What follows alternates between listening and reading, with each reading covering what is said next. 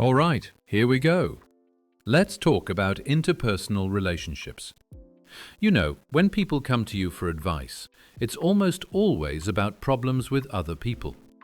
That's really all there is to it. It's family, friends, girlfriends, boyfriends. It's always, I'm not getting along with this person, or I'm having trouble with that person. And they're stuck on that point, asking, what should I do? Almost all their worries boil down to relationships with others. There's even a famous saying from a certain popular theory: all of life's problems are, in the end, interpersonal problems, right? We've tried so many things to get along with people, improving our questioning skills, our conversational abilities. We've tried different methods and followed numerous strategies. But wait, have we really succeeded? I mean, is there anyone out there who can honestly say, my relationships are perfect? Raise your hand if that's you. Yeah, I thought not. There's nobody. Don't assume things, but also don't pretend.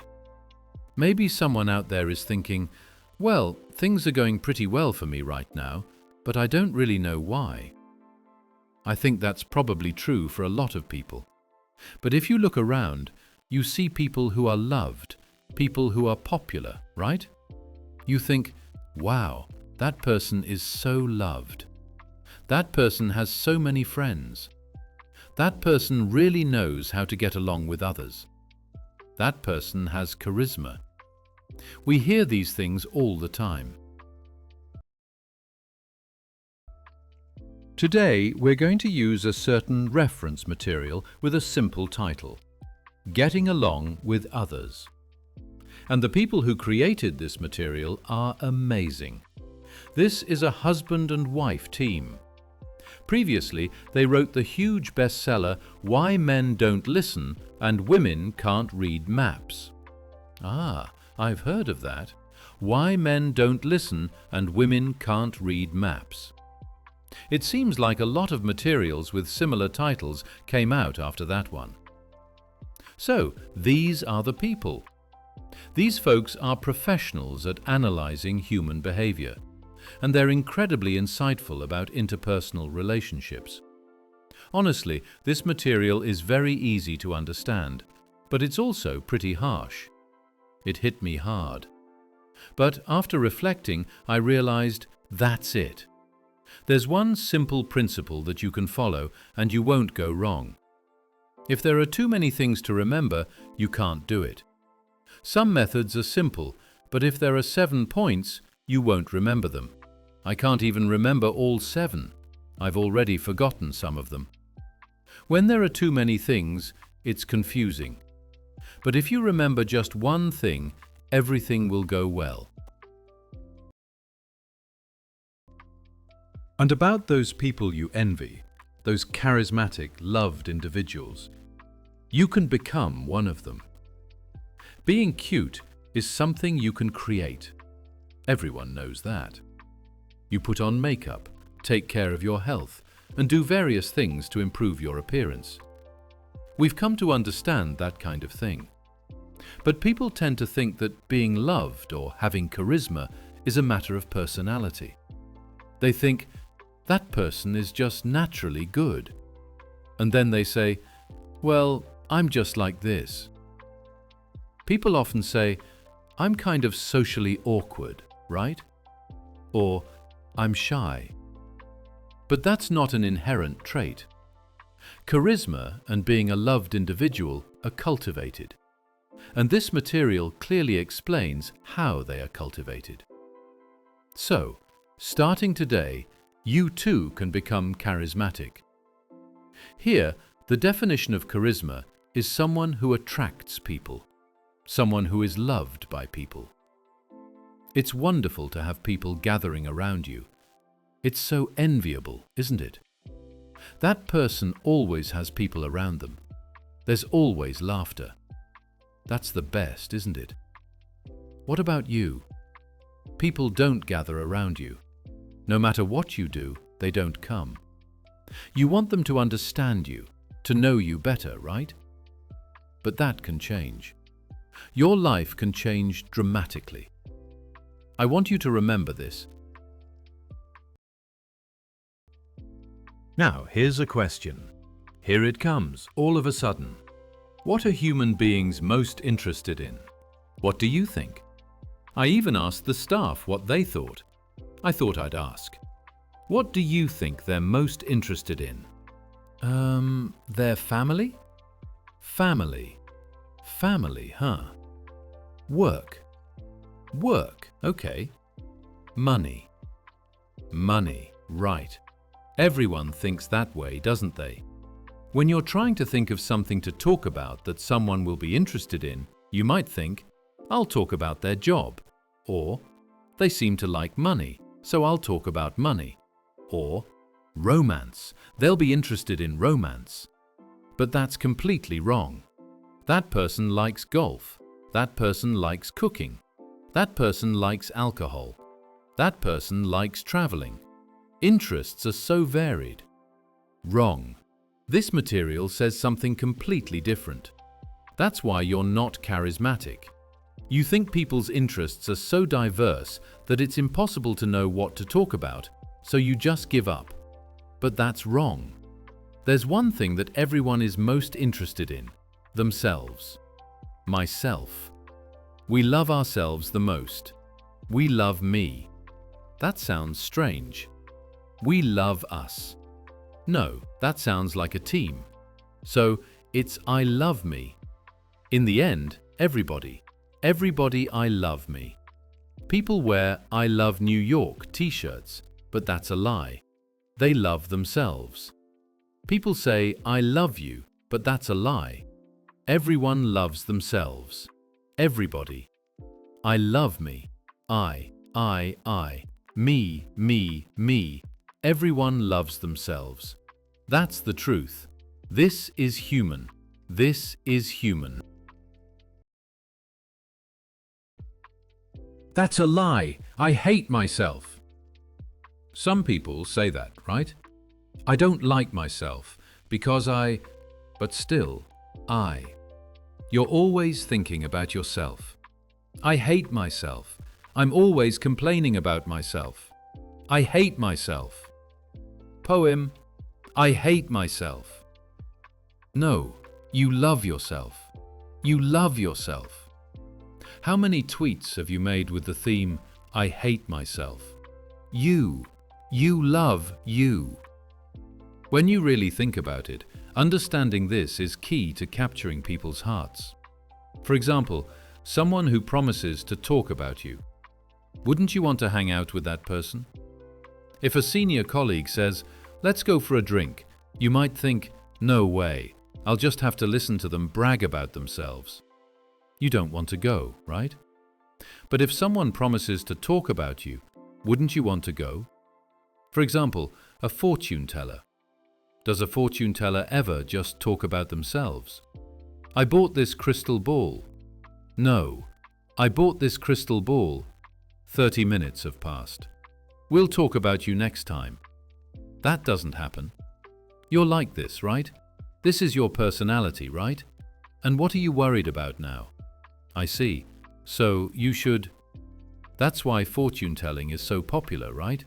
They definitely talk about you. And everyone wants to know about themselves. What are you based on your blood type? What does your zodiac sign say? What's your animal sign? What kind of personality do you have? On Twitter, don't people do those, if you were something, what would you be, quizzes? Everyone does them, right? You type in your name and boom, you're this kind of person. You get a pentagon graph and retweet it with a meaningful comment like, please understand me. And then everyone retweets it, but they don't really look at other people's pentagons, right? Oh, really? My pentagon looks like this. You're showing off your own pentagon, but you don't really look at other people's pentagons. That's how it is. You remember your own zodiac sign, but do you remember your friends' zodiac signs, blood types, or animal signs? You don't even remember your best friends. You remember your own zodiac sign, your own fortune-telling results, your own animal sign. It's all fun. You want to know more about yourself. What kind of character are you? What do people think of you? How do people see you? You want to know. That's why people flock to those who give nicknames, right? Give me a nickname. Tell me about my character. Everyone loves people who talk about them or tell them about themselves. Who is going to gather around someone who says, "I have 5 nicknames and I'm going to talk about them all"? No one will come. But if you say, "I'll give everyone a perfect nickname," or "I'll give everyone a perfect personality assessment," everyone will gather around you. Everyone wants to know.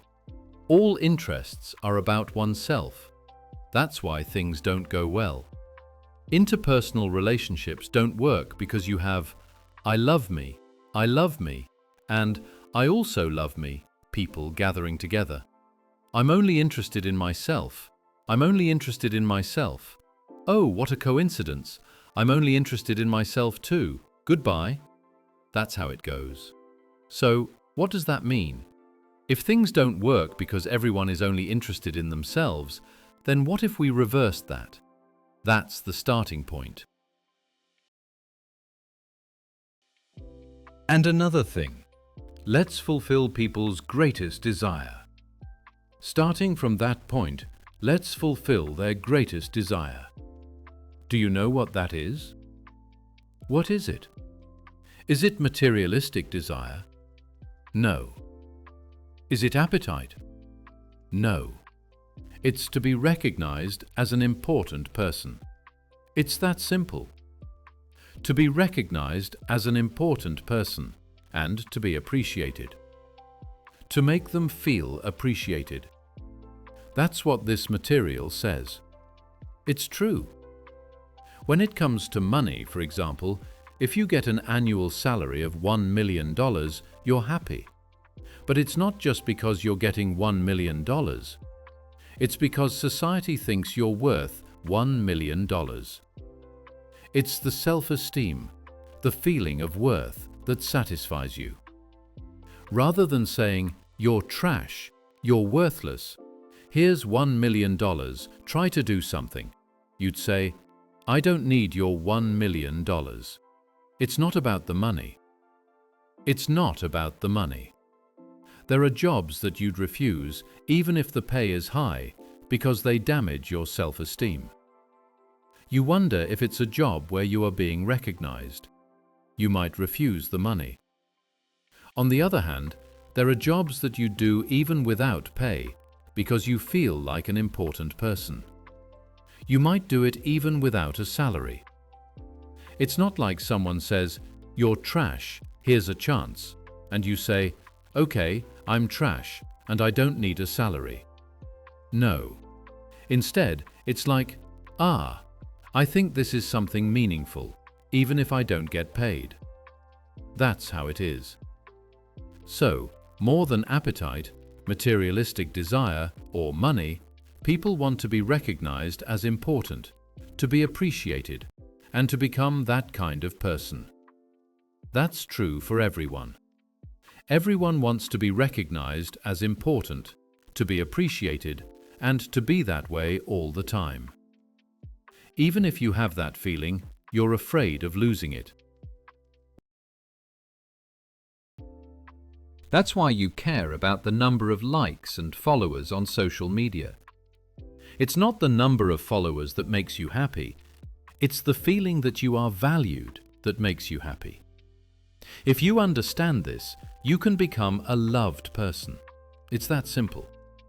But it's extremely difficult. Because people are desperate to know about themselves. They're only interested in themselves. So instead of wanting to fulfill that greatest desire, the people who fulfill it for others are the ones who are loved. It's just that simple. It's just that simple. It's just that simple. But that's what billions of people on Earth can't do. So they're saying, why isn't it working? This hits home, doesn't it? I love myself too. I came into the world by making my partner say, "Atsushi is cool." Japan's most self-absorbed person. I proudly shouted, "I'm a perfect human," and performed at a national event. The most self-absorbed guy in Japanese history. That's me. I've never said, "That guy's great." I've never said, "Atsushi is cool, and that guy is also, thanks for always being there." I've never said, "We are." I've never said, "We are perfect humans." It's always, "I am." I'm a perfect human. Atsushi is cool. That's what I said. You. He was doing that next to me. Be grateful. Be grateful. That's the thing. It's difficult. It's very difficult. That's why it's important to understand the principles and focus on the specific points. Even if I say all of that, you might think, well, it's still difficult. I don't know how to do it. So let's focus on the specific points. I think you've realized that's true. I was only thinking about myself. Me, me, me. About myself, myself, myself. If someone offers to teach you about yourself, you're very happy, right? So you just have to do the opposite. Fulfill their greatest interest. How do you do that? Completely focus on the other person's story. When you meet someone, when you communicate with someone, remember to completely focus on the other person's story. Remember that. The word that people use the most in writing and conversation is actually me. I. That's right. When writing a book report, many people start with I. I read this and I thought, I think, I. That's what they use the most. Instead, start with, what have you been up to lately? What do you think about that? Start with that kind of thing. Oh, recently That's what happens, right? Instead, say, oh, what have you been up to lately? Why do you think that way? And you? Thoroughly focus on you. And only talk about me when asked. When you talk about you instinctively feel like you have to balance it out. I also, right? Ah, I see. So I see. You went to New Zealand. I also went to Hakone. You don't have to balance it out. You don't have to. They're not interested yet. If they're interested, then answer, but basically, they want to be loved, right? You want to change your mindset, right? Then focus on you. Only talk about me when asked. Remember that. And when you ask questions, your questioning skills will determine whether it goes well or not. Use open-ended questions. What are open-ended questions? Closed-ended questions are questions that can be answered with just a few words. What month did you come to Japan? September. Oh. End of conversation. If you keep asking those questions, it becomes an interrogation. What did you eat today? Eggs. What kind of eggs? Boiled eggs. Boiled eggs, huh? What did you do after that? I brushed my teeth. With what? A toothbrush. Interrogation. It became an interrogation. Are you trying to get me to prove my alibi? That's how it feels. Open-ended questions are why and how. These questions allow for more detailed answers. If you start with, what did you eat today? They might say, I ate boiled eggs. I ate boiled eggs yesterday too. Then you can ask, why boiled eggs? Well, actually, I'm really into boiled eggs lately. Oh, do you like them soft-boiled or hard-boiled? I like them hard-boiled. Oh, hard-boiled? That's unusual. Why? Well, I think hard-boiled eggs are the best. I can't stand soft-boiled eggs. I hate that culture where everything has to be soft or half-cooked. And soft caramels. I like hard caramels. Why? Why are you so against soft things? When I was a kid, that's how the conversation expands. People want to be asked why and how. Interviewers who are good at their job understand that. Why? How?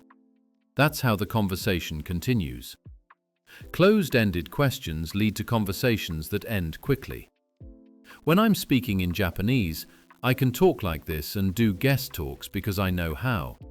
But when I'm speaking English, I become a bad questioner.